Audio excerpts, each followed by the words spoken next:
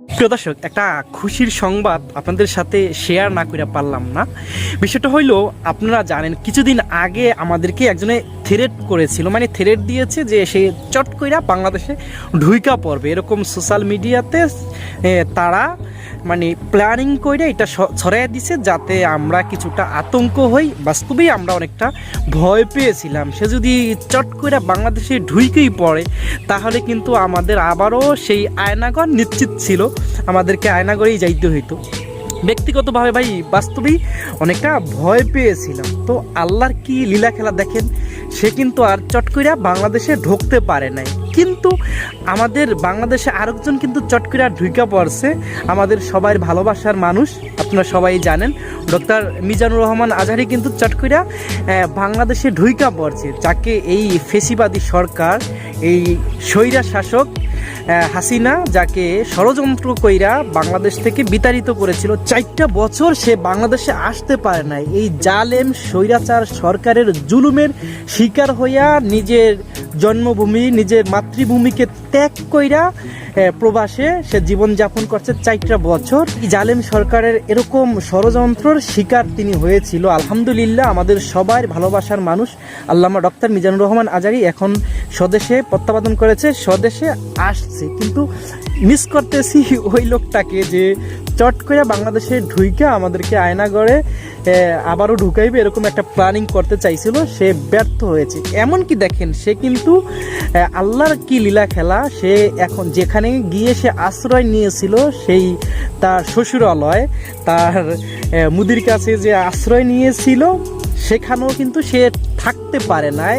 যে নিউজ সত্য কিনা জানি না, শুনলাম যে তাকে নাকি যুক্তরাষ্ট্রে যাইতে বাধ্য করেছে এবং সে এখন অলরেডি যুক্তরাষ্ট্রে চলে গিয়েছে। সে কিন্তু সেই মুদির কাছেও থাকতে পারে না, ভারতে শেষ পর্যন্ত থাকতে পারে না। চট করে বাংলাদেশে ঢুকবো তো দূরের কথা, এখন বাংলাদেশ থেকে অনেক দূরে চলে গেছে। সে ছিল বাংলাদেশের কাছাকাছি, চট করে ঢুকবো নিয়ত করে, কিন্তু এখন আর বাংলাদেশের ধারে কাছেও নাই, যুক্তরাষ্ট্রে সে চলে গেছে। তো ওইটাই মনে পড়ে যে আল্লাহ কখন কি করে এটা বলা যায় না। এই জন্য ক্ষমতা পাইয়া ক্ষমতার অপব্যবহার করা মোটেও ঠিক নয়। এখন যারা ক্ষমতায় আসতেছেন তাদেরও এটা একটা দৃষ্টান্ত থাইকা যাইবে, কারণ এই জালেম সরকার, স্বৈরা শাসক যত প্রকারের অত্যাচার, কত প্রকার ও কি সব করেছিল জনগণদের সাথে, বিশেষ করে আলেম সমাজের সাথে যেই অন্যায় করেছিল, এইটা একটা দৃষ্টান্ত। এরকম আগে পরে কেউ এই ধরনের অন্যায় বা জুলুম অত্যাচার করেছে কিনা আমার জানা ছিল না। আল্লামা ডক্টর মিজানুর রহমান আজহারি যদি আর একটা সপ্তাহ তখন বাংলাদেশে থাকতো, তাহলে না জানি এই আল্লামা ডক্টর মিজানুর রহমান আজহারিকেও গুম করে সেই আয়নাঘরে নিয়ে রাখতো। তবে একটা কথা আমি আপনাদেরকে স্মরণ করাইতে চাই, যে তখন কিন্তু আমরা অনেকে আমাদের নিজেদের ভিতরে, বিশেষ করে আলেম সমাজের ভিতরে একটা কাদা ছড়াছড়ি হয়েছিল। তখন অনেকে বলছিল যে হ্যাঁ, আল্লামা ডক্টর মিজানুর রহমান আজহারি নাকি আলেমদের জন্যই, একদল আলেমদের জন্যই নাকি তাকে দেশ ছাড়তে বাধ্য হয়েছে। ভাই, এখন কিছুটা হইলে তো গোপন কথা বাইরে আসতেছে। বিষয়টা মোটেও এরকম ছিল না যে অন্য আলেমদের জন্য আলেমরা ষড়যন্ত্র কইরা তাকে পাঠাইছে, বিষয়টা এরকম না। এখন যেটা আমরা বিশেষ করে অনেক আলেমদের মুখ থেকে আমরা শুনতে পারতেছি, তো সে নাকি বলছে যে না, তখন তাকে এই জন্যই দেশ ছাড়তে বাধ্য করেছে।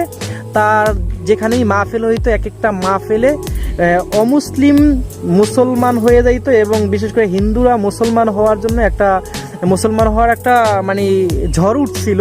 প্রত্যেকটা মাহফিলে 8 জন 10 জন 7 জন এরকমভাবে মুসলমান হইতো। তো এগুলো দেখা তার উপর একটা চাপ সৃষ্টি হয়েছে সরকারের পক্ষ থেকে, যে অমুসলিমরা যদি এভাবেই মুসলমান হইতে থাকে তাহলে তো বৃহত্তম একটা অমুসলিম গোষ্ঠী এরকম আস্তে আস্তে মুসলমান হয়ে যাবে, অনেক বড় আকারে ধারণ করতে পারে এই বিষয়টা। এরকম অমুসলিম এরকম ধারাবাহিক যদি মুসলমান হইতে থাকে, ধারাবাহিকতা যদি অব্যাহত থাকে, তাহলে হয়তো অনেক তাদের জন্য অনেক ক্ষতিকর হয়ে যাবে। এরকম বিভিন্ন দৃষ্টিকোণ থেকে তারা এটাকে অপরাধ মনে করছে, এবং তারা মনে করছে যে এরকম আর বেশি দিন থাকতে দেওয়া যাইবে না। এই জন্যই মূলত আল্লামা ডক্টর মিজানুর রহমান আজহারিকে দেশ ছাড়তে বাধ্য করেছে, দেশ ছাড়িয়েছে। যাই হোক দর্শক, এখন যেহেতু আমাদের সবাই ভালোবাসার পাত্র আল্লামা ডক্টর মিজানুর রহমান আজহারি চলে আসছে, আমরা এখন আর কাদা ছড়াছড়ি না করি, আমরা তার জন্য দোয়া করি সে যেন যতদিন বেঁচে থাকে প্রিয় মাতৃভূমিতে থাইকেই দাওয়াতি কাজ করতে পারে। এটাই আমরা সকলে দোয়া করি। আল্লাহ সুবহানাহু ওয়া তাআলা আমাদের সকলের ভালোবাসার মানুষ আল্লামা ডক্টর মিজানুর রহমান আজহারীকে নেক হায়াত দান করুক, এই দোয়া আমরা সকলে করি। আমি ভিডিও শেষ করে দিচ্ছি, দেখা হবে পরের কোনো ভিডিওতে। ভিডিও সংক্রান্ত আপনার মূল্যবান মতামত অবশ্যই আমাদের কমেন্ট সেকশনে লিখে যাবেন। যাওয়ার আগে ছোট করে একটা কথা না বললেই না, চ্যানেলে নতুন হলে সাবস্ক্রাইব করে পাশে থাকা বেল আইকনটিতে প্রেস করুন। ভালো থাকুন, সুস্থ থাকুন। আসসালামু আলাইকুম ওয়া রাহমাতুল্লাহ।